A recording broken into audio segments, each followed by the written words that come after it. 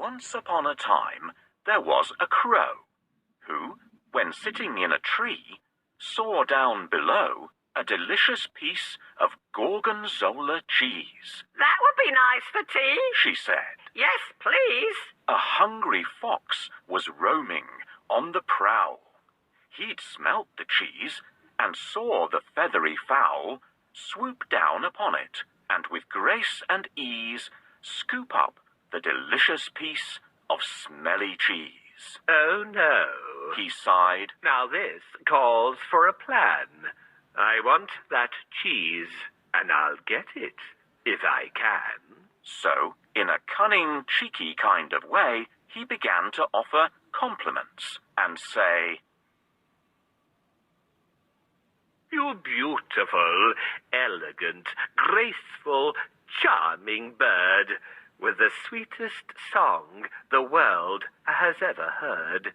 Please sing for me, and do so at your leisure, for your singing would give me the greatest pleasure." Now her feathers quivered, and the crow was flattered. To be beautiful was all that ever mattered. With her chest puffed out to show that she was proud, she opened up her beak and cawed quite loud. "Oh dear, you've dropped your cheese," the fox responded, and with it in his mouth he then absconded. The crow was shocked to find she'd now no tea.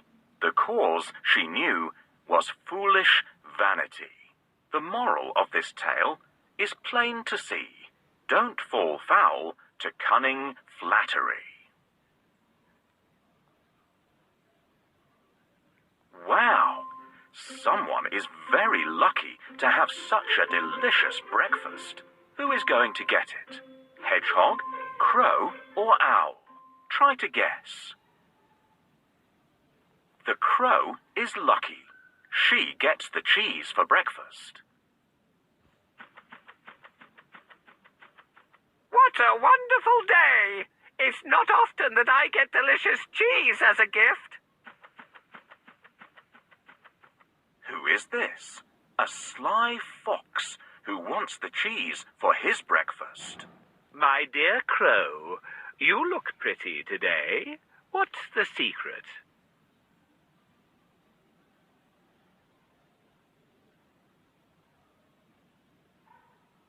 "I've never seen such lovely eyes like yours."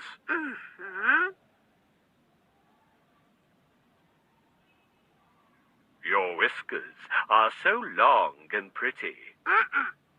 "Only noble birds like you have a tail-feathered crest." "What beautiful soft feathers you have." "Please sing to me in your sweet and gentle voice." "Silly crow, did you think you have a wonderful voice? Don't trust anyone who flatters you. I'm off to eat now. A lie begins where a truth ends." "I was foolish to trust the fox. Now I have nothing to eat. I'll look for something else to eat in the forest."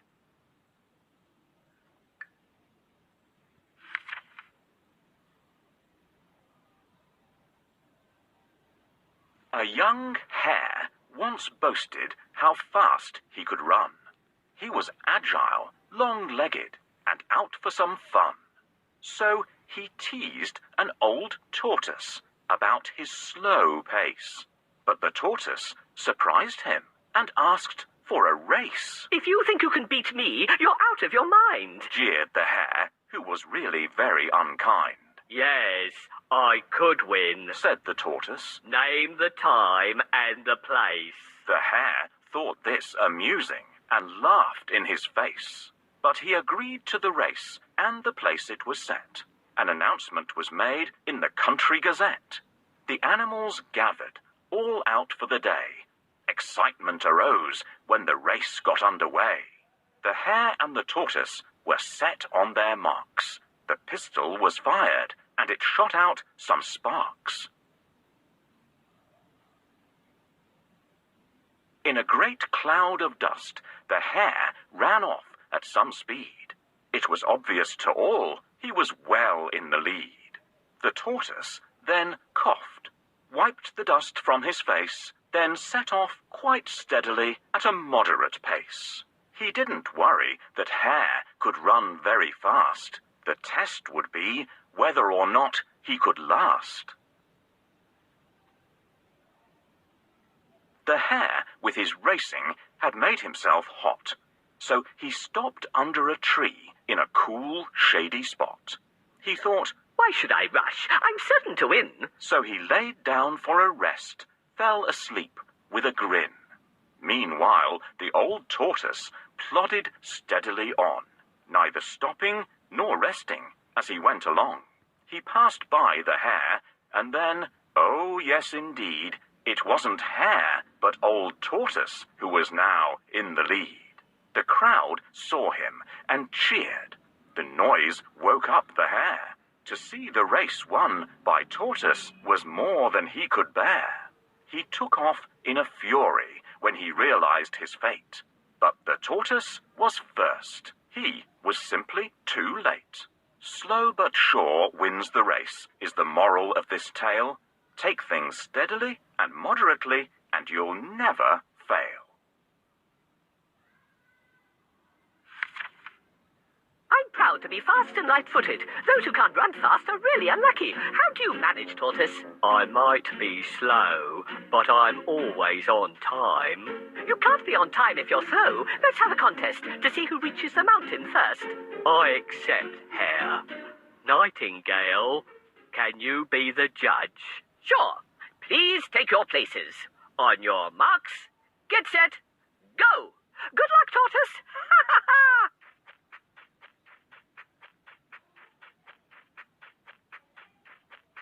Good luck, Hare.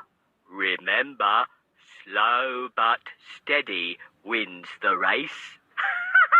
I'm already halfway, but Tortoise is so far behind, I'll take a nap. There are many stones on the road. Shall we remove them so I can walk faster? Let's help Tortoise remove all the stones from the track. Thank you. This stone was a hurdle. This stone, thanks again for your help. The track is clear now.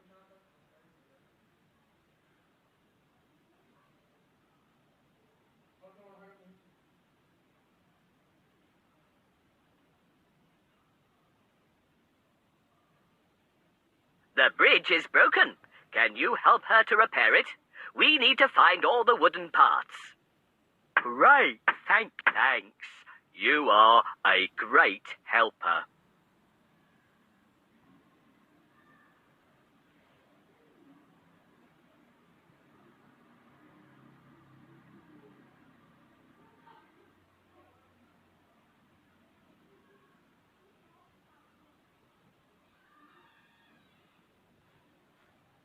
Tortoise is approaching the finish line, but where is Hare? Ah, he is sleeping under the tree. Let's wake him up. What's the matter? While you slept, Tortoise won the race. That's not fair. I was faster. I lost the race because I napped. Discipline matters more than speed in a contest. Tortoise is the winner. I try to be always on time and finish what I've started.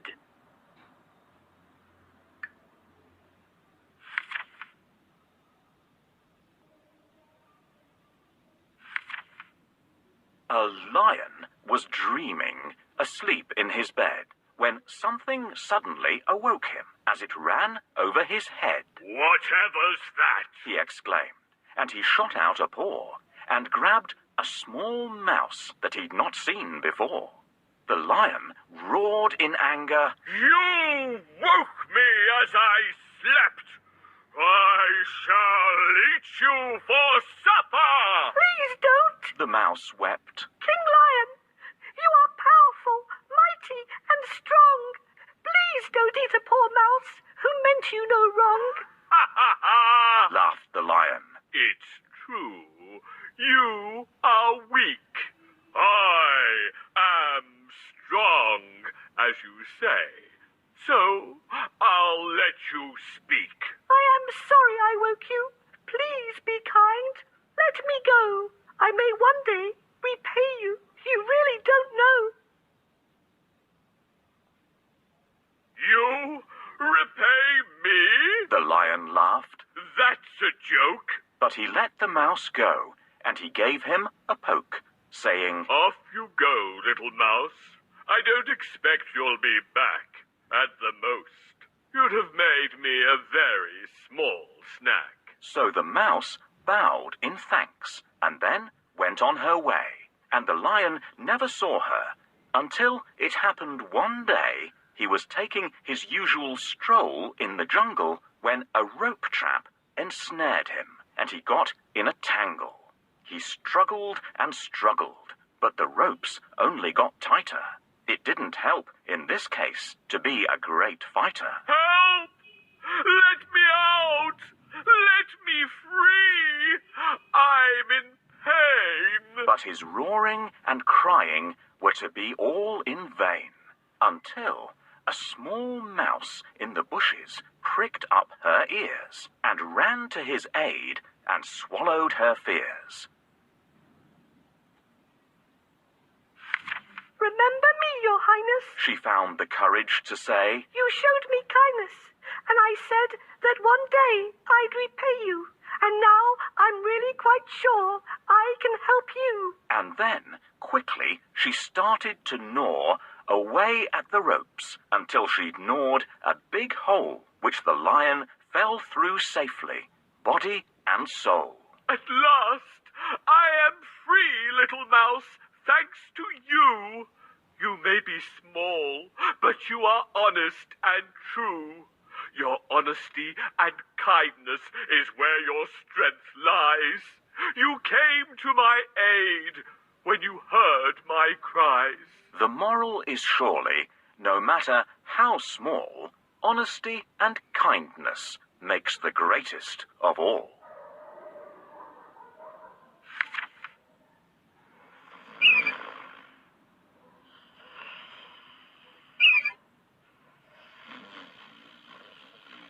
Who dared to wake me up? I'm sorry, Lion. I didn't mean to disturb you. You're brave to disturb the king of beasts, but I'll gobble you up now. I'm hungry. I'm sorry I disturbed you. Forgive me today, and I'll help you someday. A tiny fellow like you helping me? Run away before I decide to eat you. Thank you, Lion. I will never forget your kindness. I'm hungry. I have to find something to eat. Wow, what luck that I found such a delicious piece of meat. It's a trap! Help! Help! Let me out! I think the mouse might help me. Please help me rescue the lion.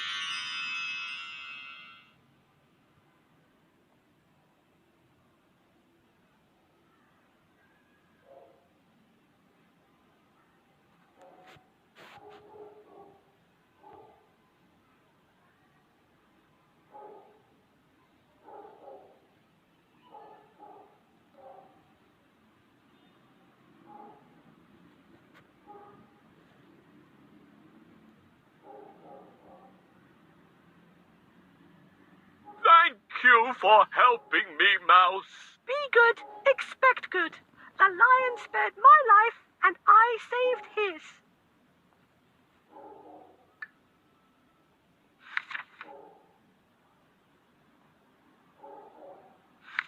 Late one summertime, when the corn was golden yellow, a jolly grasshopper jumped by, a cheery, merry fellow. He loved to play his fiddle, and he loved to sing and dance. Amongst the corn he'd leap and laugh, and hop and play and prance. He had passed his summer days just fiddling, having lots of fun, idling all his time away in the warm, bright summer sun. Then, by chance, one sunny day, he met a working ant who was clever, wise, industrious, and very diligent. He saw the ant was hard at work, dragging an ear of corn with all his might. It was 20 times his size, such an extraordinary sight. Goodness! Chirped the grasshopper. Why not stop with me and play? Why work so hard on such a bright and glorious summer's day?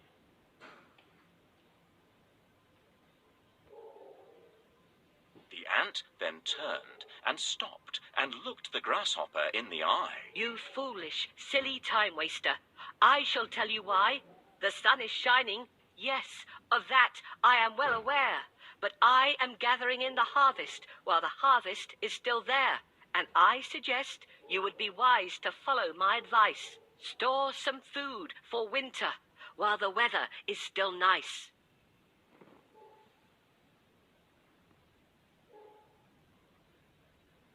But surely, Said the grasshopper. the winter won't come for a while. To work on such a glorious day is really not my style. The working ant took up his load and with a shaking of his head said, Goodbye.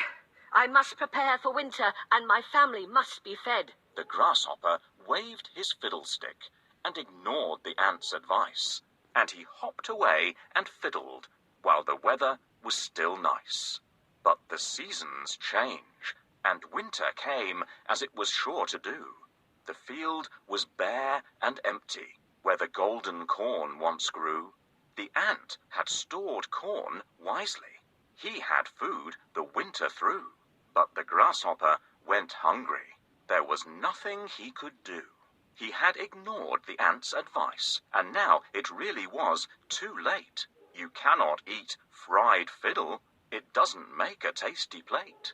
The moral of this story is, of sound advice take heed. In times of plenty, save and store in case of future need. Hey, ants! Why are you working when you can have fun in the summer?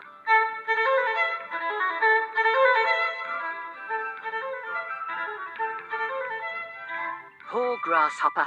Work hard if you want to make it through the winter. Are you joking? There's food everywhere, and I can build a house whenever I want. Poor grasshopper. He doesn't know that there'll be no food or shelter in the winter. Hey, why can't you enjoy the summer? Winter is far away. Grasshopper, I hope you'll be fine when winter comes. Ah, it's awesome to enjoy the summer. Grasshopper doesn't want to build a house. Let's help Ant collect wood chips and wheat grains. Thanks. Thank you. Thank you. These wood chips will warm my house in the winter. Find a bucket to collect dewdrops, for we need to gather dew now. Yes, this bucket is perfect for gathering dewdrops.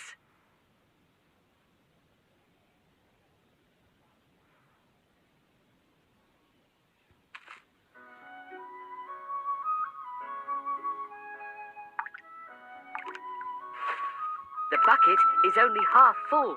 We need a bucket full of dewdrops. Good. The bucket is full. I'm ready for the cold winter now. I wish the rain would stop. My wings are wet. Is there a shelter? Poor Grasshopper might catch a cold. Let's find him a home.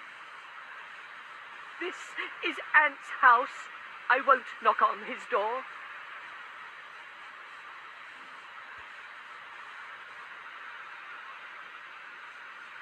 The daisy's petals are wilted. I need to find a better place. This burdock plant is drooping. I can't stay here. I should have listened to the ant and prepared for autumn and winter. It's cold and lonely out here. I hope Ant will take pity on me. I can't move. Please knock the door for me. What brings you here, dear Grasshopper? Please let me in, Ant. You were right about preparing for winter. Now you can sing and dance if you wish. But it's a lesson for you. Next winter, take care of yourself.